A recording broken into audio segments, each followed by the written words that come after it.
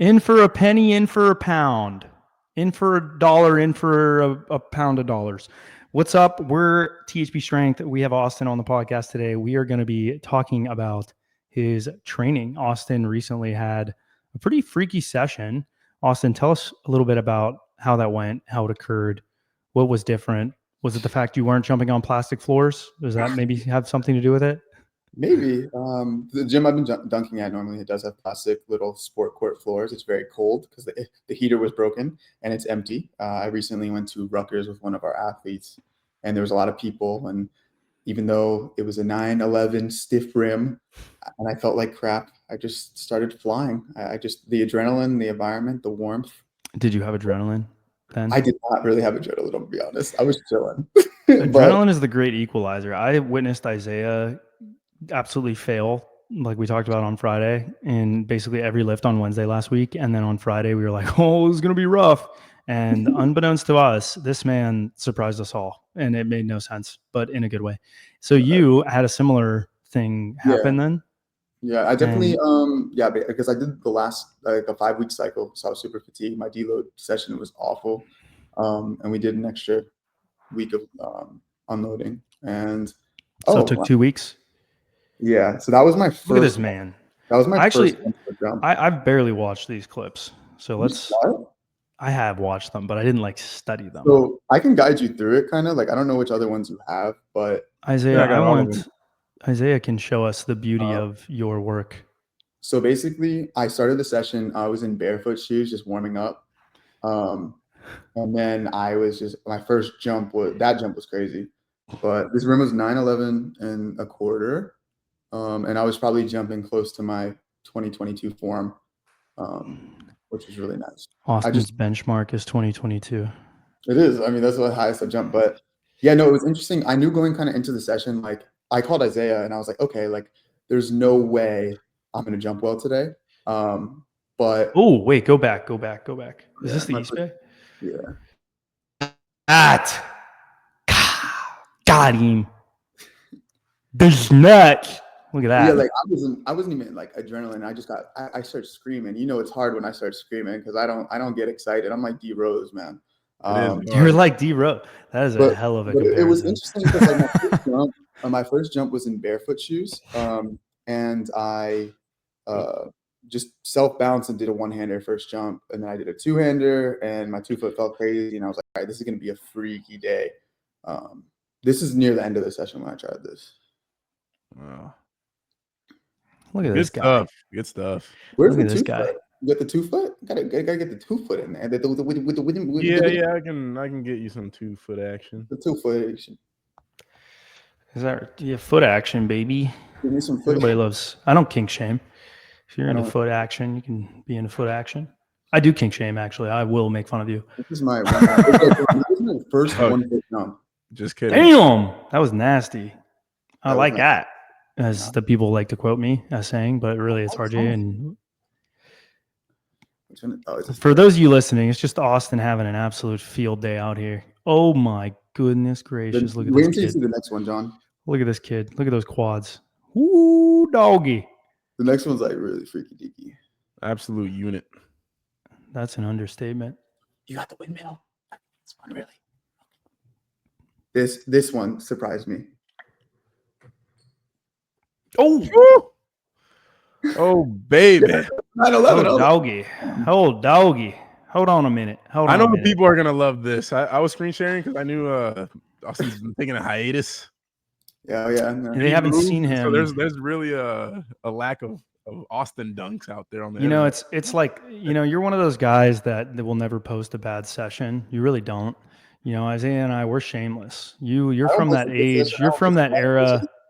No, you're from that era that refuses to post anything other than your best. We're Isaiah and I, we're the Steven era. We show our worst selves, the absolute bottom of the barrel performances. That's actually a good comparison. The Steven vlogging, vlogging era. There was the TFB 2016 like. Yeah, has anyone ever seen a bad geese session posted ever in the history? And everybody's had a bad session. Not you. If you talk to Chuck, he'll tell you firsthand that it exists, that those things actually do exist. Yeah. It's just that no one is willing to and like take a break. I get in my head a lot. So when I'm on camera too much, I'm dunking for views, or I'm dunking for thinking about the content. I don't have as much Don't dunk for views, dunk for use. So that's what use. I want to reel this in real quick.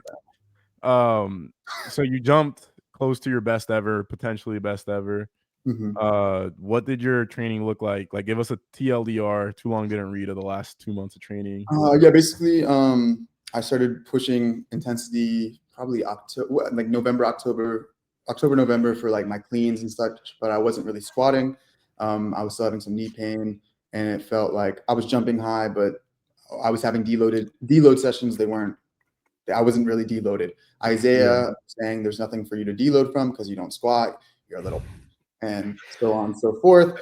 So I started belt squatting very heavy, working back up my squats. I switched. I used to do two heavy lifts a week and then one feel good as opposed to the 3. So I started doing 3 full intensity days, and it was just tons of volume. It's the Prince loop. I'm not sure how. And the jump volume went down too, right? Like your dunk session. There was leading up to that session, the week before, not the week before, 2 weeks prior, I couldn't even do a one-hand dunk. I was so fatigued. I love that. Yeah, it was that's how you know you're in a good position. Yeah, and I kind of just changed the way I viewed the training, and I think also just getting strong in the weight room helped with that, because now it's like the focus was like, I want to clean, I want to hit these percentages, I want to even fatigue, I still want to be able to double 245 or 250. So yeah, it was just a ton of volume, ton of cleans, ton of squats, ton of everything pretty much. And then there's a lot of stuff and a lot of heavy stuff. And I mean, my power definitely increased. I had a few crazy clean attempts at 280, which Isaiah and I discussed. Probably I could have cleaned 295 if on some of the poles.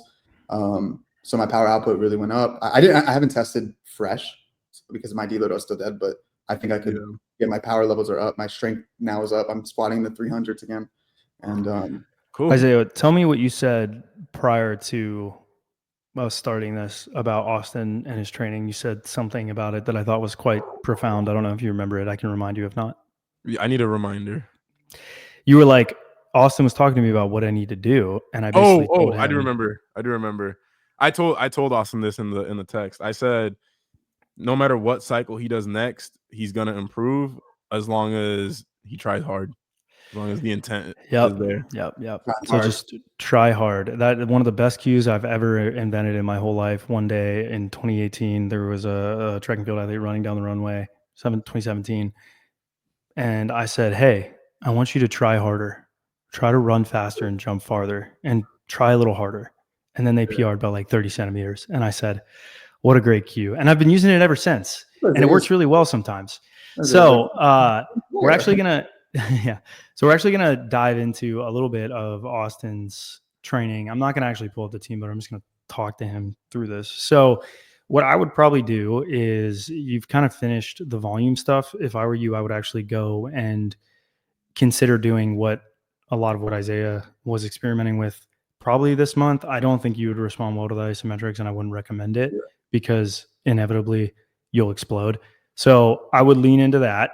And I think you'll probably have really poor jumping for a while because of it, but that's okay.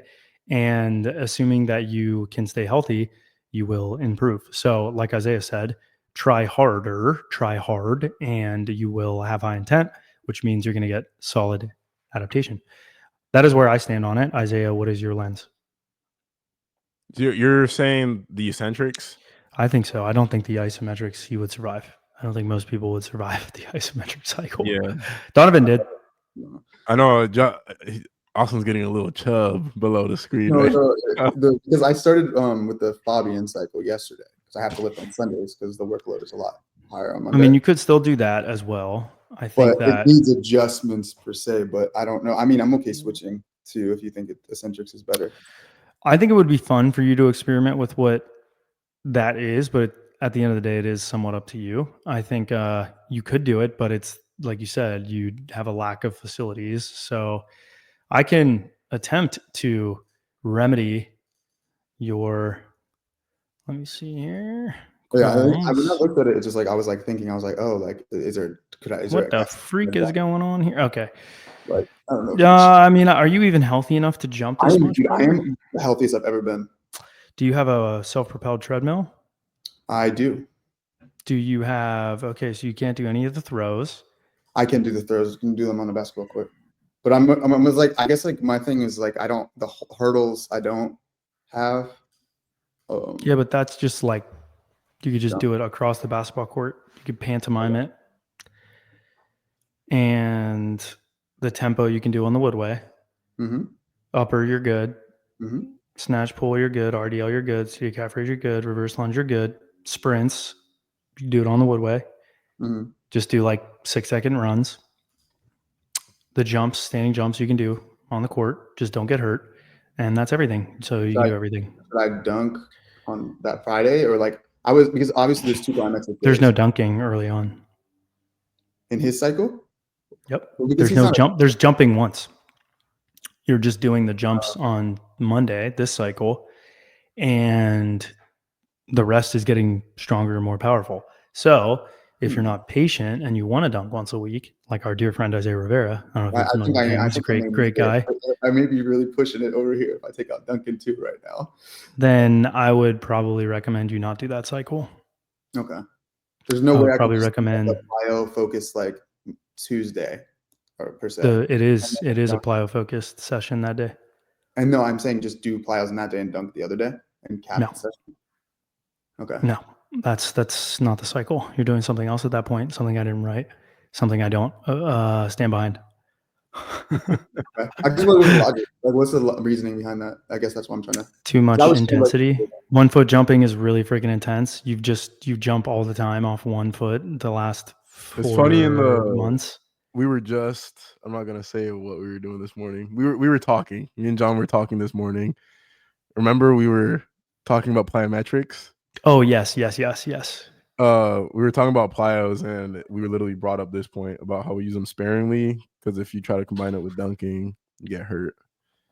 And that you'd qualify in the specific scenario. What you're trying to do would qualify as a bad idea. No, that's. I don't think it. I mean, it's really delayed gratification, and I feel like right now you are on a streak, a span, if you will, and you have a good sensations. So what I'd probably recommend you do is you ride the coattails of Isaiah's successes here. And by that, I mean his major fatigue that he was able to create via the eccentric work, and probably do that month of training. I think you would respond well to it. And I think and you could dunk, and it would scratch that itch for you and still be good. And this cycle will always be there. It'll always be an option. I think do one or the other, realistically. Like I figured, like in order, it was like I just figured at some point. The other, not in order. You're kind of finishing up the max strength work anyways, so it makes sense to do the isometric work or to unload for a bit. So I would recommend doing the eccentric work and follow. You could unload. Are you going to California? I'm still figuring that out. I'm most likely, but even now, it's like I'm starting. My girlfriend doesn't want me to go because she wants me to spend Valentine's Day with her, and she doesn't want to go because she can't ask off work anymore. It's a little too late because she didn't know how many days she would be gone, and so I'm on a rock and a hard place, as the great philosopher Bailey Zimmerman says. So I'm more on the side of likely not. Oh, hello, Mello. I'm likely he's so cute. Look at his ugly face. Oh, I love it. His face is crazy. So what's he's cute ugly. I think everyone knows that. Look at him. He looks like a bug. So what are you planning on peaking for that?